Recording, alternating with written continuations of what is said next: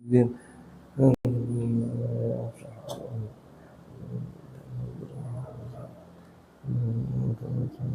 من شيخنا في الدين جميع آبائنا وأمهاتنا وأزواجنا ذريتنا أحبابنا أجمعين نوينا تعلم تعليم والتذكر والتذكير والنفع والانتفاع والإفادة والاستفادة والحث على التمكن بسلوك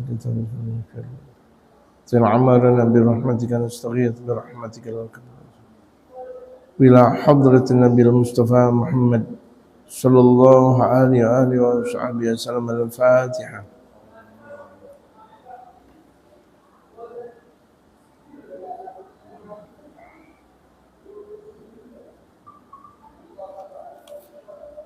Bismillahirrahmanirrahim. Alhamdulillahi rabbil alamin.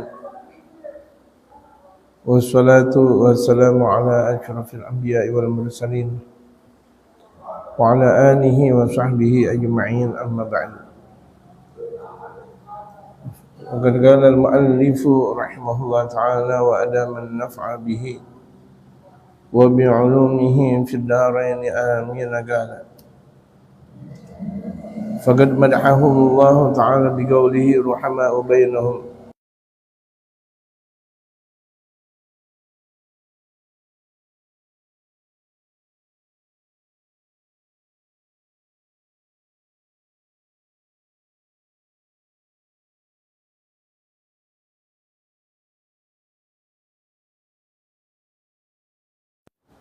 yas'alu ala abwabin nas wa huwa syaikhun kabirun. Faqala lahu Umar radhiyallahu anhu, ma ansafnaka akhadna minkal jizyata ma dumta syaban thumma dayya'naka al-yawm, wa amara bi an yajri alayhi gutahu min baiti malil muslimina. Wa ruwiya an Ali radhiyallahu anhu qala ra'aitu Umar radhiyallahu anhu ala gatabin wa huwa yaghdu bil abtahi faqultu lahu ya amiral mu'minin ayna tasir?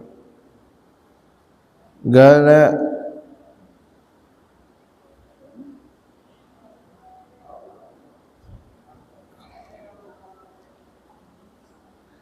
bi'irin tashuddu min as-sadaqati fa ana atlubuhu.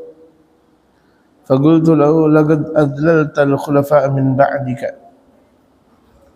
Faqala la tulmuni ya Abal Hasan, fawalladhi ba'atha Muhammadan sallallahu alaihi wa alihi wasallam bin nubuwati law anna 'igalan dhahaba bi syati'il furati la akhadha biha Umar yawmal qiyamati la annahu la hurmata liwalin day'al muslimina wala li fasiqin law'al mu'minina.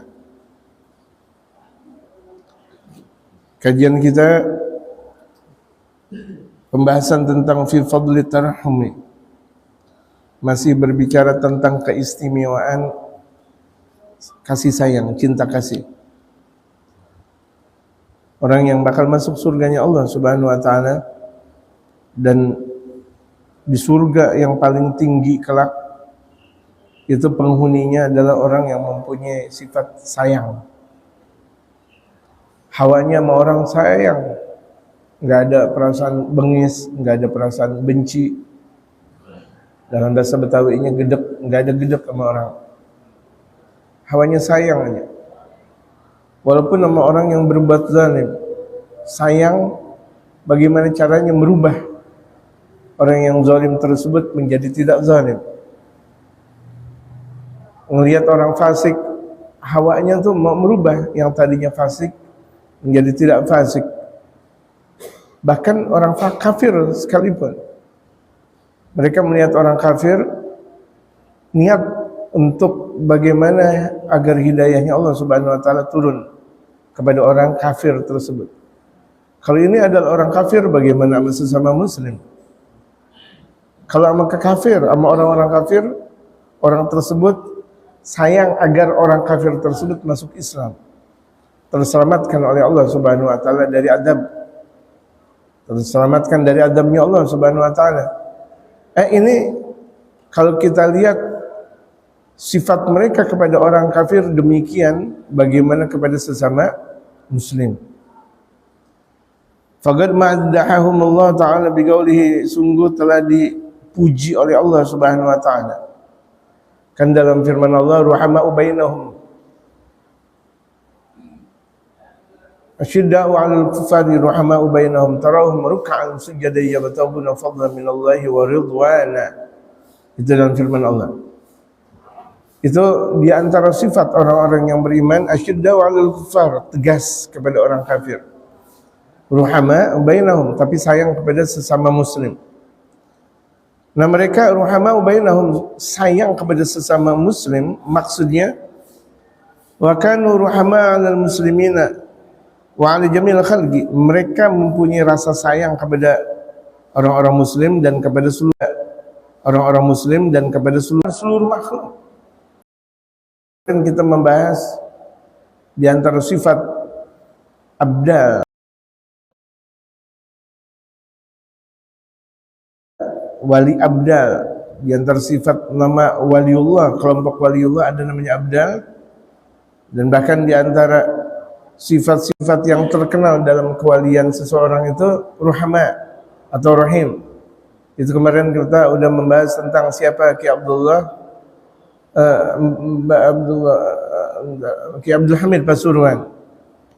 Ketika beliau melihat ada satu pohon kelengkeng yang diikat dengan kencangnya sampai beliau merasa aduh jangan ngikatnya, jangan kencang-kencang, kesian. Kalau ini adalah pohon, beliau merasa bagaimana dengan yang lainnya, gitu. Ini makanya dengan mereka wabihimul abad, dengan adanya orang yang model seperti ini, dengan adanya wali model seperti ini, hamba-hambanya Allah disayangi oleh Allah Subhanahu wa taala. Yurhamul abad. Wabihim yurhamul abad. Dengan adanya mereka para aulia Allah dan orang-orang soleh model seperti ini, hambanya Allah dikasih sayang.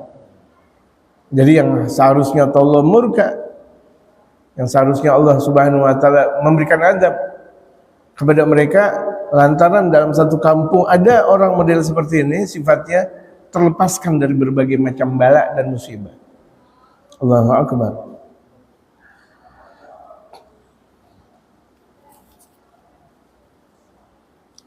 Wa kanu yarhamuna ahla dhimmati, dan bahkan mereka menyayangi orang kafir dhimmah. Orang kafir dhimmah itu adalah mereka orang-orang kafir yang hidup di tengah muslim tapi tidak pernah menyakiti Islam dan umat Islam. Gak ada niatan untuk nyeleweng dari Islam. Gak ada niatan untuk menzolimi orang-orang muslimin, tidak. Gitu. Jadi mereka hidup biasa-biasa saja. Sebagaimana banyak nih mereka orang-orang kafir tinggal bersamaan dengan kita, tapi mereka biasa-biasanya. Hidup sebagaimana biasanya, rukun sebagaimana biasanya. Faqad ruwiya an Umar radhiyallahu anhu annahu ra'a rajulan min ahli dhimmati yas'alu ala abwabin nas. Pernah diriwayatkan dari Sayyidina Umar bin Al-Khattab bahwasanya beliau pernah melihat ada seseorang kafir dhimmi sedang minta-minta di pintu kaum muslimin, di pintu minta dong, saya lapar, minta gitu, minta.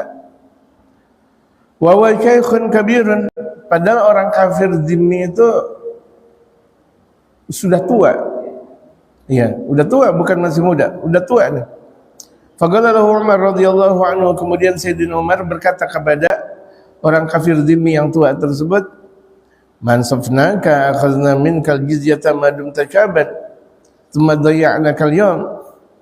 Apakah kami enggak sadar, kata nih Sayyidina Umar, apakah kami tidak pernah menyadarkan engkau, kami pernah mengambil upeti dari engkau di waktu engkau muda, kemudian kami sia-siakan engkau di masa tua. Dulu engkau muda kan bayar upeti kepada kami, tuanya engkau tetap dalam jaminan kami, kata Sayyidina Umar. Padahal dia adalah seorang kafir, kafir dhimmi. Wa amara bi an yajri alaihi qutahu min baiti malil muslimin. Kemudian Sayyidina Umar bin Khattab memerintahkan pegawainya itu untuk mengeluarkan makanan dari baitul muslimin, baitul mal. Kasih makanan buat nih pengemis tua, padahal dia kafir. Kalau dia adalah orang kafir, itu berada dalam lindungan kaum muslimin, apalagi dia muslim. Ini nikmatnya Islam jamaah sekalian. Mana ada Islam ekstrim, mana ada Islam teroris, mana ada Islam yang dikatakan ini enggak ada. Islam itu rahmah. Kalau benar kita mempelajari tentang hakikat muslim di kajian yang terdahulu sudah kita bahas. Wa ruwiya an Ali radhiyallahu anhu qala ra'aitu Umar radhiyallahu anhu ala gatabin. Pernah diriwayatkan dari Sayyidina Imam Ali bin Abi Thalib yang Allah ridha kepada beliau berkata, aku pernah melihat Sayyidina Umar berada di atas punggung onta. Gatab, di atas punggung onta, yang biasa di atas punggung onta itu dijadikan rumah-rumahan. Biasa kalau misalnya di padang pasir itu kan onta, kemudian di atasnya dikasih rumah-rumahan agar orang yang naik onta tersebut nggak kepanasan, nggak kedinginan dan sebagainya. Itu. Kalau dalam berbagai macam tradisi di Cina pun ada seperti itu. Ya, di Cina.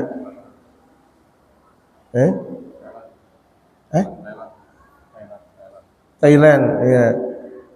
Ya, Cina Thailand.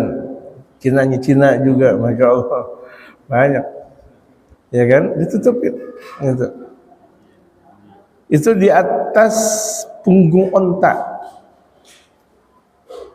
Lawaj. Gatab itu punggung onta. Wa yaqdu bil abtah.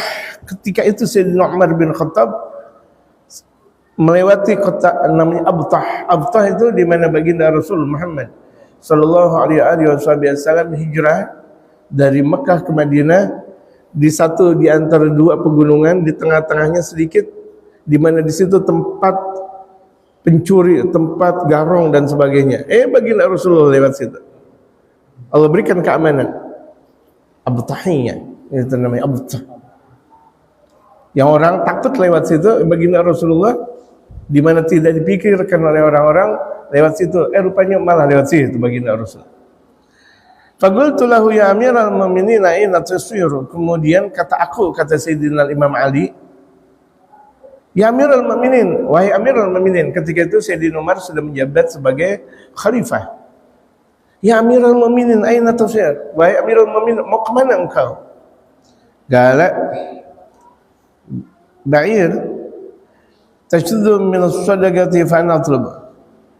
Ini ba'ir itu onta.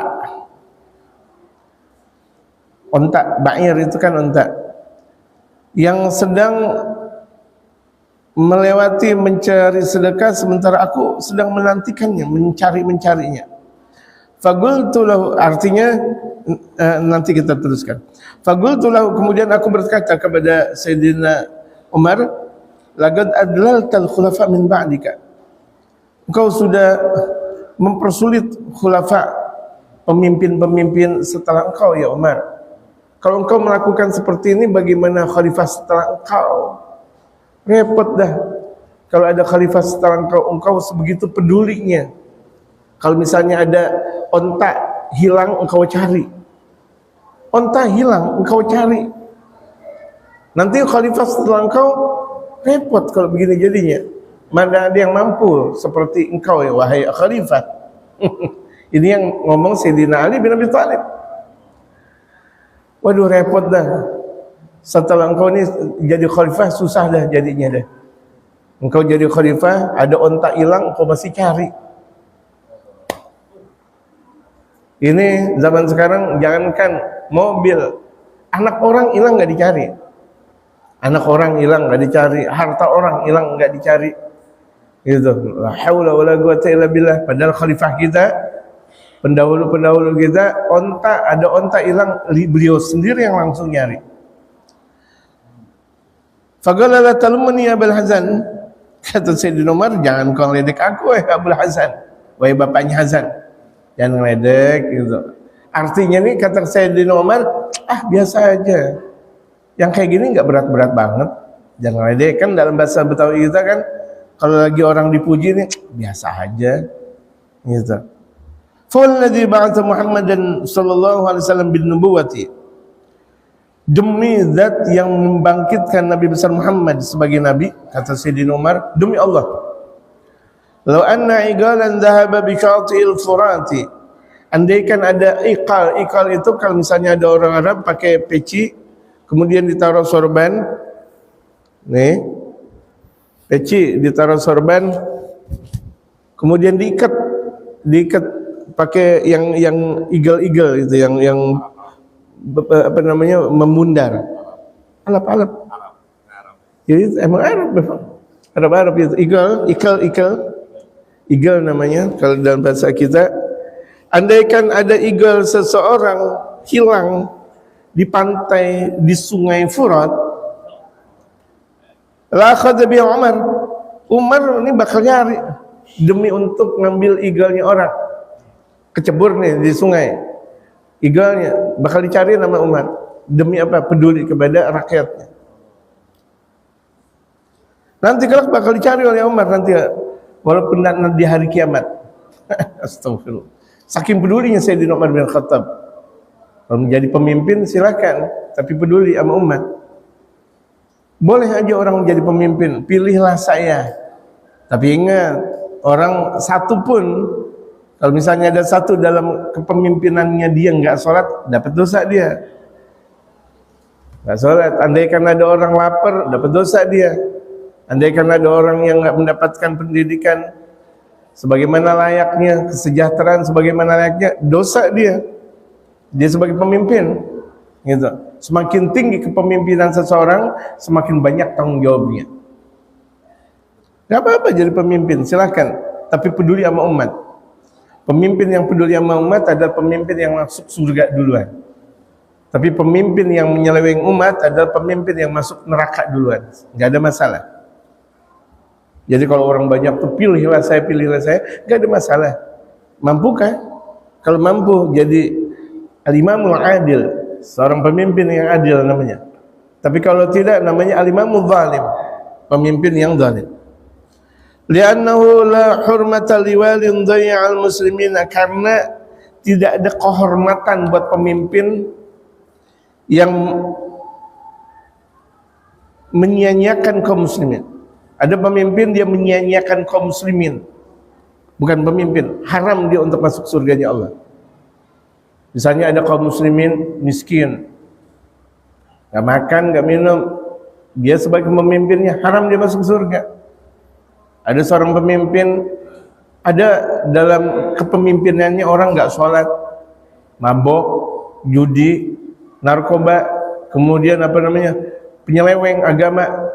Dia sebagai pemimpinnya silahkan untuk masuk neraka dulu kalau nggak dipedulikan tuh. Sampai sebegitunya, iya, sampai sebegitunya pemimpin. Kalau menjadi pemimpin silahkan. Wala li fasiqin al mu'minin, tidak disebut dengan orang fasik kecuali dia nakut-nakutin kaum muslimin. Orang fasik selalu menakuti kaum muslimin. Umat Islam nggak boleh nakut-nakutin kaum muslimin. Makanya tuh dalam sabda Rasulullah ketika ada anak kecil ditakut-takutin orang dengan golok, dengan senjata, ayo, ditakut-takutin gitu, ayo. Akhirnya baginda Rasulullah bersabda, laisa minna man adhhar silah, bukan kelompok kami yang memperlihatkan senjata, nakut-nakutin anak-anak kecil. Ente masuk kebun, ini takut, lari itu anak kecil. Ditakut-takutin pakai senjata, bukan kaum muslimin seperti itu. Jadi kalau misalnya nih kadang kita ada anak kecil ditakut-takutin, tapi ditakut-takutinnya pakai senjata. Terkadang ada ini nih, ada anak kecil yang belum sunat ditakut-takutin, sunat gitu. Sampai anak kecil takut, dosa dia, fasik dia udah. Nakut-nakutin sampai anak kecil tersebut takut. Makanya biasain kalau sama anak kecil baik-baikin. Gak dikasih duit, kasih permen, bye-byein. Itu di antara sifat kaum muslimin, sayang sama anak kecil. Kebalikan, orang munafik itu kalau ngelihat sama anak kecil benci, berisik, rebek banget itu, gitu. Namanya anak kecil rebek. Anak siapa sih lu? Gitu, rebek banget loh, gitu. Jangan, nggak boleh. Kalau orang muslim sayangin, tuh rebek, bersihin rebeknya, wuduin, ya kan, wuduin. Demikian sifat kaum muslimin. Sayyidina Rasul Muhammad sallallahu alaihi wasallam ketika berangkat untuk mendirikan salat Id, itu beliau melihat ada anak kecil yang sedang bermuram durja. Padahal anak kecil yang lainnya sedang riang gembira. Id, pakai pakaian bagus, apa semuanya luar biasa. Kemudian Sayyidina Rasul melihat dari jarak kejauhan ini anak kecil udah kumel, nangis. Sayang nih baginda Rasul kepada anak kecil. Wahai anakku, kenapa engkau nangis? Diam, nangis. Wahai fulan, dia nggak tahu bahwa ini adalah baginda Rasul Muhammad. Ini adalah hari bahagia. Dia bergembira, dia punya bapak, dia punya ibu, dia punya pakaian baru. Sementara aku tidak mempunyai orang tua. Ibumu kemana? Ibu nikah lagi, bapak meninggal. Oh, maka Rasulullah nangis. Padahal ketika itu baginda Rasulullah sedang bersiap untuk mendirikan sholatul Id, Idul Fitri kala itu. Akhirnya tertunda beliau mendirikan sholat Id. Akhirnya beliau bawa tuh anak kecil sebentar ke rumah, yuk. Mau kemana? Ke rumah. Kemudian dimandiin sama Sayyidatuna Aisyah. Wangi bersih, nggak sebagaimana anak kecil yang tadi lagi tuh. Yang anak kecil yang lain udah wangi, ini lebih wangi, lebih bersih lagi. Ya walad, wahai anakku, engkau mau gak? Aisyah ibu engkau, wa Muhammad bapaknya engkau, Fatimah saudaranya engkau, Hasan dan Husain sebagai saudaranya engkau. Mau berarti engkau Rasulullah. Nangis, Rasulullah nangis, beliau nangis. Pulang dari rumah Sayyidatuna Fatimah, dan Sayyidatuna Aisyah dan Sayyidatuna Fatimah kala itu, langsung bergembira tuh anak kecil. Yang tadinya nangis, kusuh, langsung gembira. Ini saya nih, bapak saya Rasul, bapak angkatnya. Saya punya saudara Ali, Fatimah, Hasan Husain, girang. Sampai anak kecil yang tadi lagi sedang main-main, kenapa kau sekarang kau bergembira? Kemudian pakaian engkau, Masya Allah, luar biasa. Ya dong, kan bapak aku sekarang Rasulullah Muhammad. Ibu itu Sayyidatuna Aisyah. Sama aku menganggap Fatimah adalah ibuku, saudara-saudaraku adalah Hasan dan Husain. Oh, kalau begitu jadinya mendingan bapak saya meninggal dah. Kata anak-anak kecil yang lain. Gak apa-apa bapakku meninggal, biar Rasulullah sebagai bapakku. Allahu Akbar. Saking sayangnya baginda Rasul Muhammad sallallahu alaihi wasallam, tidak dibiarkan begitu saja. Padahal ini beliau lagi sholat Idul Fitri, masih tetap peduli kepada sesama, wabil khusus anak kecil. Jadi di antara sifat kaum muslimin nggak pernah nakut-nakutin anak kecil, nggak pernah nakut-nakutin, gitu. Kalau cuma sekedar memang mau dibawa tuh anak kecil ke mobil atau dikasih, kemudian tuh anak nangis, ya bukan nakut-nakutin kan. Kalau nakutin, ayo. Ada setan, ayo ditakutin, nggak boleh nih. Biasain nih, jangan pernah menakut-nakutkan anak kecil dengan setan atau apapun. Nanti pada akhirnya anak kecil takut dengan setan atau takut dengan apapun. Padahal yang kita takuti itu adalah maksiat. Wa anil Hasan an Rasulillah sallallahu alaihi wasallam annahu qala. Dari Sayyidina Hasan, cucunya Rasulullah, an Rasulillah sallallahu alaihi wasallam annahu qala, dan dari Sayyidina Rasul Muhammad. Ini beliau sabdanya langsung dari Rasulullah Muhammad sallallahu alaihi wasallam, badala ummati la yadkhuluna al-jannata bikathrati salatin wala siyamin, walakin yadkhulunaha bisalamati suduri wa sakha'in nufusi wa rahmatil jamil muslimin. Abdalnya kalangan umatku, abdal itu salah satu kelompok waliullah. Ada kutub, ada abdal, ada autad. Ada nanti di bawah banyak kelompok-kelompok mereka para aulia Allah dengan banyaknya. Seperti kita lihat segitiga nih, seperti ini jamaah, segitiga. Kan terkadang kaum muslimin nggak pernah tahu bahwa kaum muslimin itu ada pemimpin besarnya. Pemimpin besarnya namanya kutub. Kan terkadang ada kaum muslimin bilang, kalau Kristen kan itu ada pemimpinnya.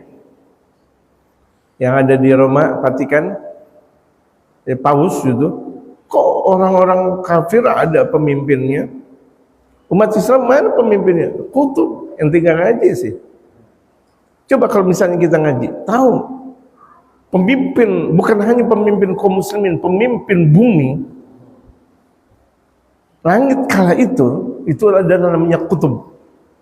Tidaklah Allah Subhanahu wa taala menimpa bala kecuali itu malaikat-malaikatnya Allah minta izin dulu kepada sang kutub. Makanya kalau misalnya kita berada dekat dengan mereka para aulia Allah, ketimpa musibah, enggak jadi ketimpa musibah. Kenapa? Ada mereka waliullah. Allah enggak bakal naruh musibah di situ ada waliullah. Wa ma kana Allah mu'adzibahum wa anta fihim. Allah tidak bakal mengadab umat, enggak bakal Allah mengadab hambanya selagi baginda Rasulullah ada di sisi mereka. Sama ada walinya Allah enggak bakal diadab. Kita lihat kejadian bencana kemarin, musibah di Sumatera. Di situ ada tempatnya mereka para waliullah, itu musibah tuh teriring ke sebelah sana lagi. Enggak kena di tempatnya mereka para waliullah. Enggak kena sedikit pun. Dulu ketika kita lihat Gunung Galunggung dan sebagainya. Bangun yang tidur bangun. Yang tidur bangun biar tahu sejarah. Gitu, bangunin. Yang tidur bangunin, yang enggak tidur jangan dikasih tidur, gitu. Biar tahu sejarah. Ini ketika Gunung Galunggung itu masya Allah larvanya luar biasa. Rumah di mana tempat waliullah nggak kena larva, balik ke sebelah sana. Jadi dimanapun dan kapanpun kita dekat dengan waliullah nggak bakal dapat bala dan musibah jamaah. Allah lagi nurunin bala, tapi di situ ada walinya, tuh bala kena ke tempat yang lain. Nah, yang harusnya bersyukur kita kepada Allah Subhanahu Wa Taala dengan banyaknya para aulia Allah.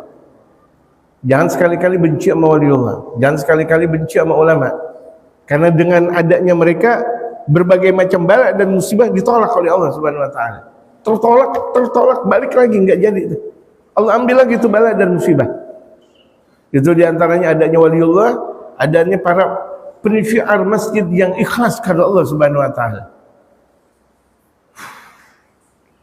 Orang-orang tua yang masih banyak ruku di malam hari dan masih anak bayi yang masih sedang menyusui, lantaran seperti itu Allah tarik berbagai macam balanya. Allah. Jadi kalangan abdal umatnya baginda Rasulullah, kalangan abdal wali umat baginda Rasulullah itu dalam satu zaman abdal umatnya Rasulullah ada 40.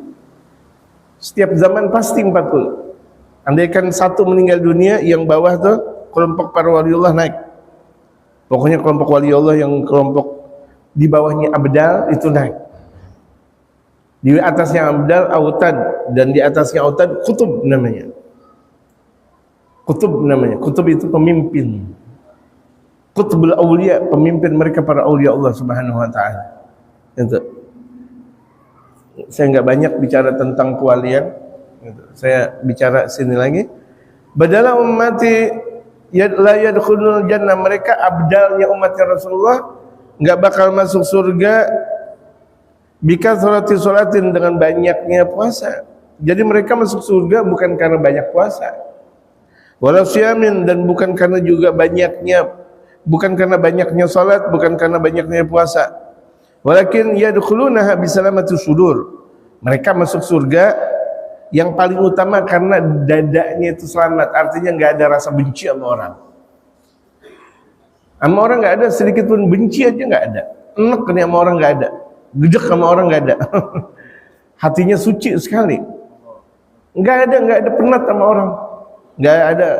Walinya Allah kelompok Abdal itu nggak pernah bilang gue gejek banget sama orang. Nggak pernah ada. Gue benci banget sama orang. Nggak ada. Walaupun tuh dia difitnah, dia dikhianati, dia dibully dan sebagainya, nggak ada rasa kesel. Bukan karena banyak ilmu, bukan karena gudangnya ilmu, bukan. Tapi karena apa?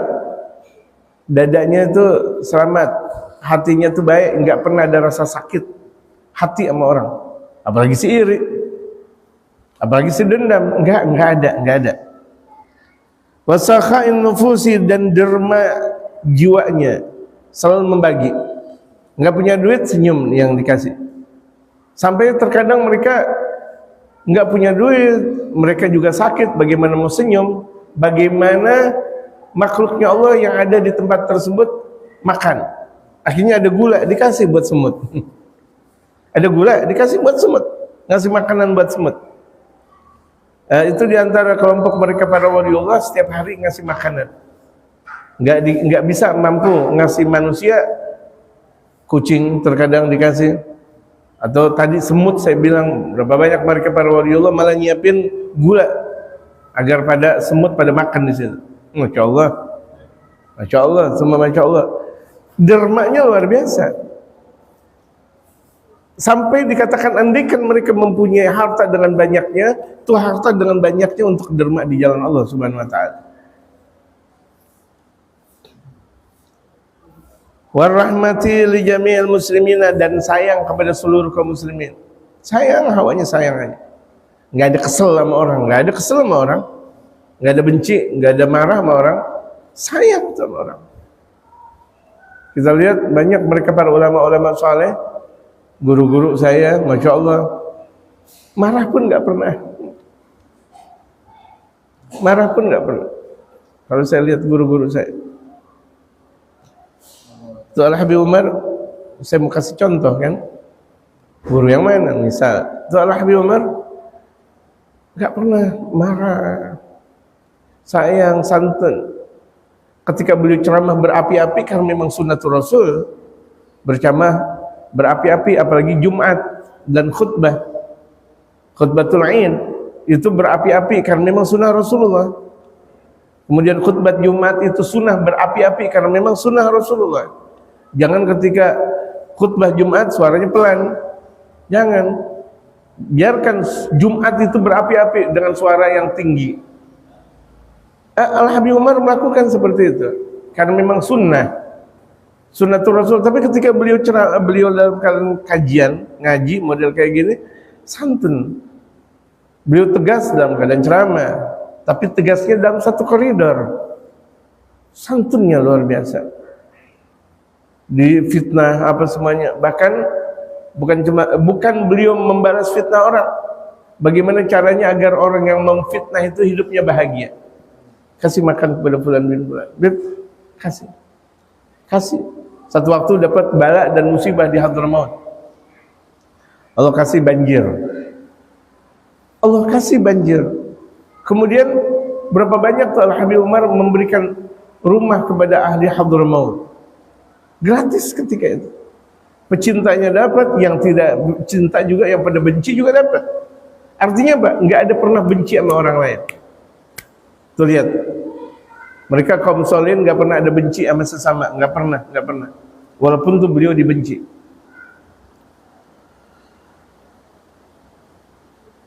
Wa an Rasulillah sallallahu alaihi wasallam annahu qala, dan dari Rasulullah Muhammad sallallahu alaihi wasallam bahwa beliau bersabda, Ar-rahimuna yarhamuhumur rahmanu irhamu man fil ardi yarhamkum yarhamuhumur rahmanu irhamu man fil ardi yarhamkum man. Ada bacaan Ar-rahimuna yarhamuhumur rahmanu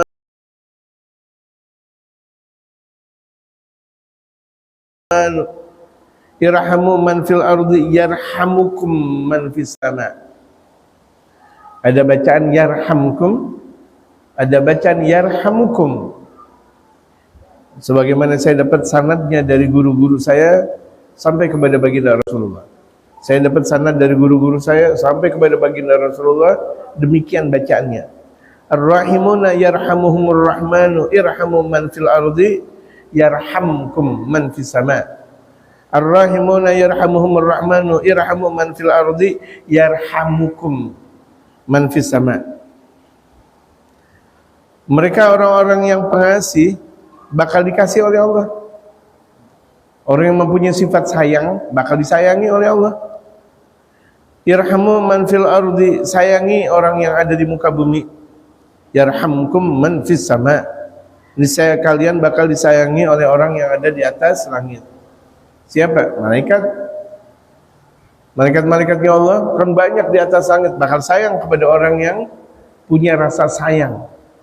Sayang, nggak benci sama orang, nggak benci, masya Allah.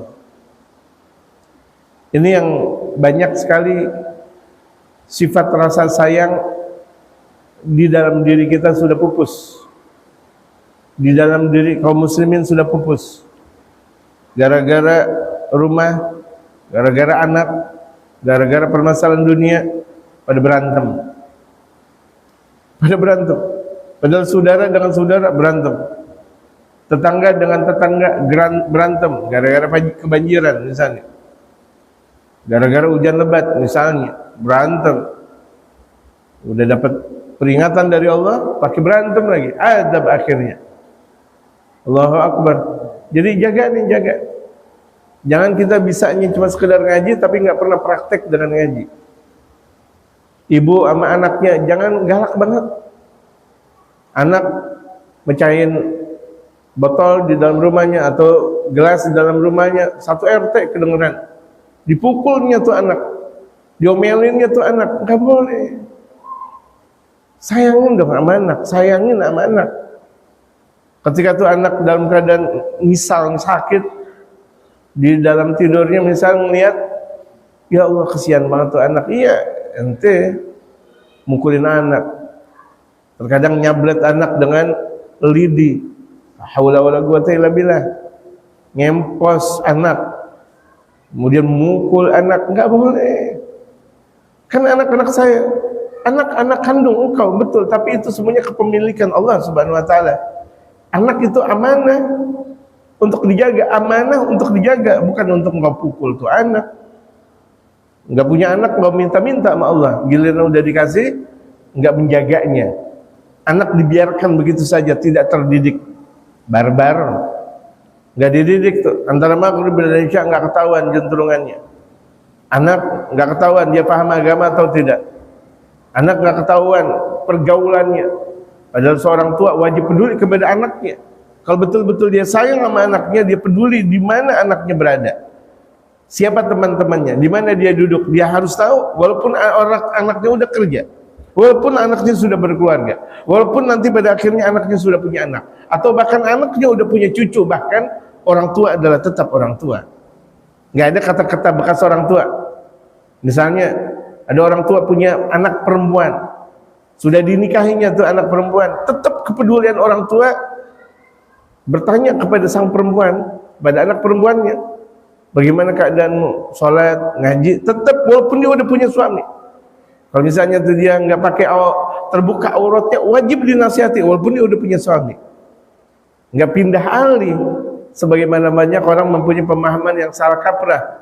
Putrinya udah nikah, kemudian dibiarkan begitu saja, tergantung suaminya. Kalau suaminya soleh, kalau suaminya tidak soleh, nyebur masuk neraka bareng-bareng kalau begitu jadi. Naudzubillah.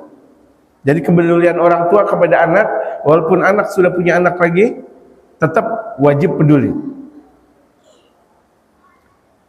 Kalau mau orang lain seperti itu, apalagi sama anak sendiri, jamaah. Sayangin anak, jangan sampai masuk neraka. Bangunin anak di waktu subuh. Tradisi mereka kaum sholihin bukan waktu subuh. Sholat tahajud berjamaah, tradisinya mereka kaum muslimin. Itu kalau udah jam 2, jam 3 udah rame baca Quran, udah rame tahajud, rumahnya udah terang. Tidak sebagaimana kaum muslimin sebagian rumahnya bahkan sampai jam 7 masih pada tidur. Sampai jam 7 masih pada tidur. Sampai jam 8 masih pada ngorok sebagainya. Oh sayang, anak lagi capek, justru bangunin untuk salat subuh. Karena kita sayang sama mereka. Jangan sampai mereka masuk ke dalam api neraka. Wa anhu, dan dari sallallahu alaihi wasallam, man la yarham la yurham. Orang yang enggak punya sifat sayang enggak bakal disayangi. Orang tua enggak sayang sama anaknya. Ibu enggak sayang sama anaknya. Tetangga enggak sayang kepada anaknya juga, sama anak kecil, sama sebagainya. Kira-kira ada anak ayam, langsung tas masuk ke rumah kita tuh anak ayam, dia apa? Ditimpa pakai batu, tuh mati tuh anak ayam. Ada kucing masuk, gurah boleh, ngusir boleh. Gurah maksudnya ngusir, bukan gurahnya apa namanya hidung. Ngusir boleh, tapi jangan pakai air panas. Iya kan? Pakai air adem nggak ada masalah, dikipratin dikit. Jangan pakai air panas, jangan pakai batu. Dosa. Nggak ada rasa sayangnya dia sama ciptaan Allah Subhanahu wa taala. Itu kucing. Ini ada maling habis-habisan. Padahal cuma maling ayam, habis-habisan sampai mati. Sementara korup asik-asikan mereka, berdansa. Dia asik memakan harta orang-orang kaum muslimin, memakan harta anak rakyat. Semuanya dia makan.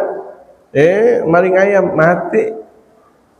La haula wala quwwata illa billahil aliyil azim. Apakah ini adalah sebuah keadilan? Ya Allah,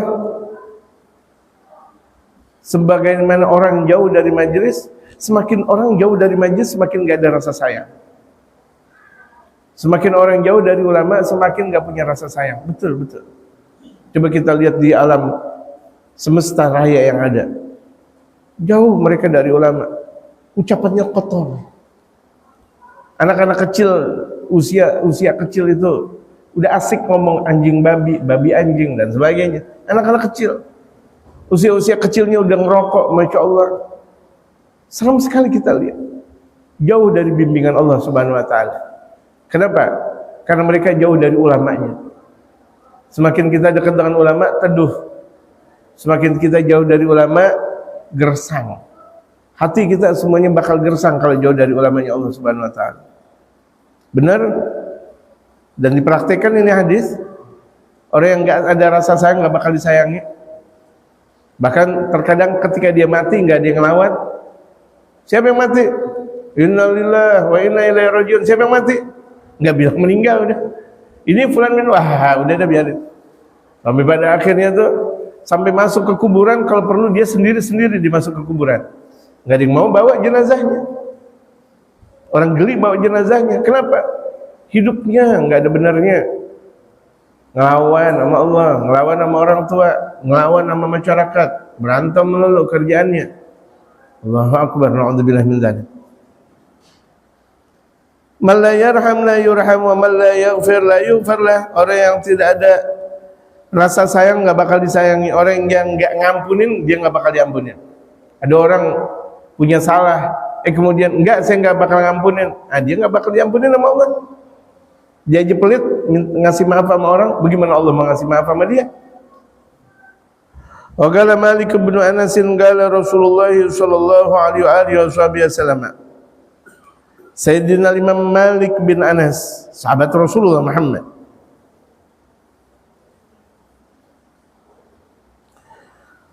Berkata, qala Rasulullah sallallahu alaihi wasallam, Rasulullah sallallahu alaihi wasallam bersabda, arba'un min haqqil muslimina 'alaika an tu'ina muhsinahum wa an tastaghfira li muznibihim wa an ta'uda maridahum wa an tuhibba ta'ibahum. Ini dalam sabda Rasulullah, ada 4 kewajiban kaum muslimin. Kewajiban ini buat engkau kepada muslimin yang lain apa? Yang pertama yang engkau wajib lakukan, alika an tu'ina muhsinahum, wajib buat engkau menolong orang yang baik. Jadi orang baik tolong. Ada ulama tuh dakwahnya tolong. Jangan dibiarin begitu aja. Ada ulama punya rumah, sampai rumahnya jebol. Ada ulama punya majlis taklim, sampai majlisnya taklimnya rusak. Ada ulama punya masjid, musala, majlis taklim, dibiarkan begitu saja, tidak dipedulikan. Padahal kewajiban kita nih untuk menolong orang baik. Kalau orang baik aja wajib kita tolong, apalagi ulama. Orang-orang baik wajib kita tolong. Masya Allah, sholat berjamaah. Kenapa nggak pakai sendal? Nggak punya sendal, tolong dia, kasih, beli sendal. Kira-kira dia sholat pakai bajunya itu mulu. Kita lihat itu lagi. Tanya, nggak perlu tanya, mau beliin, tolong namanya. Rumahnya nggak punya kartu kredit, kartu kredit lagi. Oh, ini listrik apa namanya? Token, nggak punya token, emang nggak punya duit, bayarin tuh tokennya. Setelah hari memang nggak kelihatan ada makan dan minum, beliin. Baik, ini kewajiban kita nih, kewajiban kita Muslim kepada orang yang baik di kalangan kaum muslimin. Kalau ini orang baik wajib kita tolong, bagaimana ulamanya? Ingat ini, kalau orang baik wajib kita tolong, apalagi ulamanya. Lebih wajib lagi. Kalau misalnya lebih wajib lagi, andaikan kita tidak pedulikan, berarti dosanya berkelimpahan. Kita biarkan ada ulama di sekitar kita biarkan ada guru-guru kita biarkan orang muslimin yang ada di sekitarnya. Astagfirullahaladzim. Wa antastaghfira limuznibihim. Kewajiban kita kepada sesama muslim minta ampun buat orang yang ahli dosa di kalangan kaum muslimin. Makanya di antara kita bacaan doa kita, astaghfirullah lil muslimina wal muslimat, astaghfirullah lil muslimina wal muslimat, astaghfirullah lil muslimina wal muslimat, astaghfirullah lil muslimina wal muslimat. Ya Allah, aku minta ampun kepada Engkau buat kaum muslimin laki dan perempuan. Astaghfirullah lil mu'minin, atau dibaca mu'minin wal mu'minat, ada bacaan yang warid. Astaghfirul mu'minin wa astaghfirullahal azim li wa li walidayya wa li jami'il muslimin wal muslimat. Itu artinya kita minta tolong kepada Allah, minta ampunan kepada Allah untuk kaum muslimin. Wajib nih buat kita. Kita wajib minta pertolongan Allah untuk ngampunin mereka. Wa anta'uda maridhahum, yang kemudian ketiga, wajib engkau jenguk sakitnya mereka. Kalau mereka sakit, jenguk. Ini ada kaum muslimin udah 5 bulan, 5 hari, 5 jam, 5 detik di rumah sakit, boro-boro kita peduli. Padahal itu ada tetangga kita. Boro-boro kita kasih terigu, pisang terigu atau pisang terigu Cipedak. Di usia, kira-kira hujan kayak gini enak banget goreng Cipedak. Misal ada orang sakit, kita nggak peduli. Padahal dia muslim, nggak mampu di rumah sakit, di rumahnya jenguk, nggak punya duit, ya udah didoain semenit 2 menit. Wa tuhibbata ibahum, dan engkau punya rasa cinta kepada orang yang taubat di kalangan kaum muslimin. Kalau ada orang muslimin taubat, jangan diaru-aru udah. Tumben sholat, nggak boleh. Ada orang muslim baru sholat dibilang tumben. Ada orang baru ngaji dibilang tumben. Ada orang baru tahlilan dibilang tumben, nggak boleh. Udah, alhamdulillah. Udah nggak usah diucapin, udah nggak usah dia bilang tumben banget nih. Ada apa, mau hujan nih? Jangan, nggak boleh. Jadi kita kalau misalnya ada orang yang tadinya ahli maksiat, dia tobat, girang. Kalau kita punya ibaratnya alam semesta, girangnya sealam semesta kita. Girang sealam semesta. Dan nggak perlu diaru-aruin. Sayang kita sama sesama muslim, ini kewajiban kita sebagai muslim. Waruwi anna Musa alaihi salatu wassalamu qala ya Rabb bi asya'in ittaqattani safiyan qala bi rahmatika ala khalqi. Kemudian Nabi Allah Musa pernah diriwayatkan bahwa Nabi Allah Musa bersabda, berdoa kepada Allah, ya Allah, dengan apa engkau jadikan aku sebagai nabi, sebagai kekasih? Kenapa engkau menjadikan aku sebagai nabi, sebagai kekasih pilihan engkau, ya Allah? Galak birahmatika ala khalqi, lantaran sayangnya engkau kepada makhlukku. Gara-gara engkau sayang kepada makhlukku, aku jadikan engkau sebagai nabi dan rasul. Ini Nabi Allah Musa alaihi salatu wassalam, wallahu a'lam. dipahami betul-betul kajian-kajian kita. Apalagi ini diantara kajian yang berkenaan tentang hati secara langsung, praktek hati. Ngaji kita lama ketemunya, itu 135 lama akan ketemunya, enggak setiap hari, enggak setiap minggu, gitu. Jadi maksimalkan waktu-waktunya kita. Ini ibaratnya kajian-kajian kita 1, 3, dan 5 itu adalah kajian bengkel hati. Kalau mobil enggak di bengkel kelamaan rusak, motor atau malas turun mesin, enggak dibenerin sih. Punya motor, mobil nggak pernah diperiksa. Apalagi hati. Kalau hati udah turun, hati udah rusak. Itu kajian yang sangat penting, di antara yang paling penting. Kajian-kajian kita nih, 1, 3, dan 5 minggunya. Kemudian saya mau ngabarin lagi, tak segan-segannya saya memberikan pengumuman di setiap majlis-majlis alim yang ada untuk tanggal 24 Januari besok itu Maulid dan Isra Mi'raj. Ini minta untuk diumumin ya di Jumatan, dan diumumin di Jumatan ya, dan dikabarin ke jamaah untuk bisa hadir jamaah sekalian. Kalau nggak hadir dibatin, udah dibatin, udah ya. Kalau nggak hadir ya keterlaluan aja. Saya seminggu 3 kali